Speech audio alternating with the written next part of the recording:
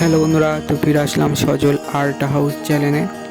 তো আজ আমি আপনাদের দেখাবো আমি একটি সিমেন্টের ঠাকুর কিভাবে রং করি বা কিভাবে সাজানো হয়। তো আজ সেই সাজানোর ভিডিও বা রং করার ভিডিও নিয়ে আপনাদের কাছে চলে এসেছি।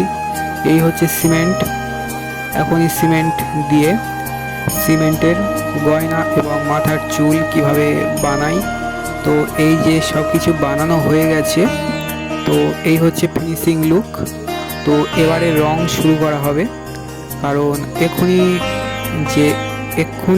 এক্ষুনি রং করছি তা নয়, এটা আমার আগের দিন হয়ে গেছে। তো তারপরেই আমি পরের দিন এসে রং করছি।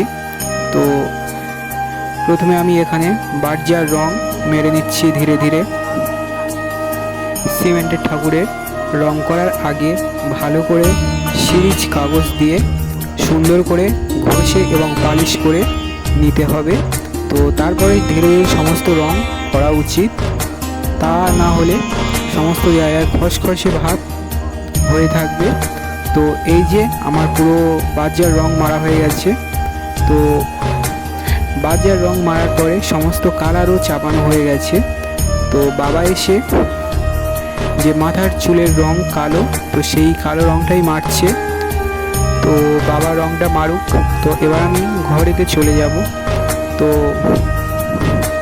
এবারে দেখা হবে পরের দিন এই ভিডিওটি নিয়ে। তো আমি চলে যাচ্ছি, এই নয় যে আমি আর ভিডিওটা দেখাবো না, কারণ পরবর্তী ভিডিওতে আমি নিয়ে আসব এই ভিডিওটি, রং করার ভিডিওটি। তো পরের দিন চলে আসলাম সেই সিমেন্টের মনসা ঠাকুরটি চোখ এবং শাড়ি ডিজাইন করতে।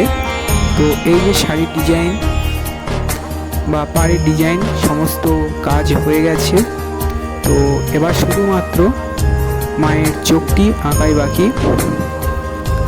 তো কীরকমই লাগছে অবশ্যই কমেন্টে জানাবেন। তো পরের দিন বিকালে আমি ড্রয়িং ক্লাস থেকে আসার পরে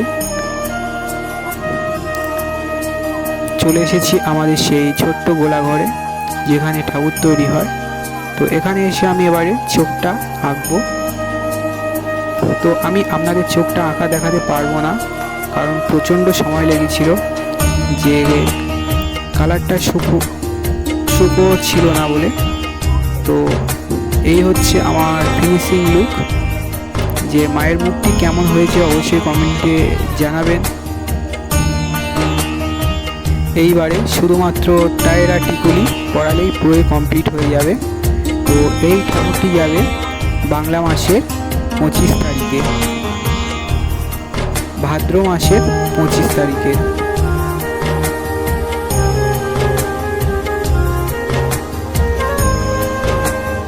তো দেখা হচ্ছে এরকমই ধরনের ভিডিও নিয়ে, পরবর্তী ভিডিও নিয়ে। তো টাটা। অবশ্যই মায়ের মুখটি কেমন হয়েছে এবং মা মনসার একটি কমেন্ট অবশ্যই দিয়ে যাবেন, মায়ের মুখটি কেমন হয়েছে। তো টাটা।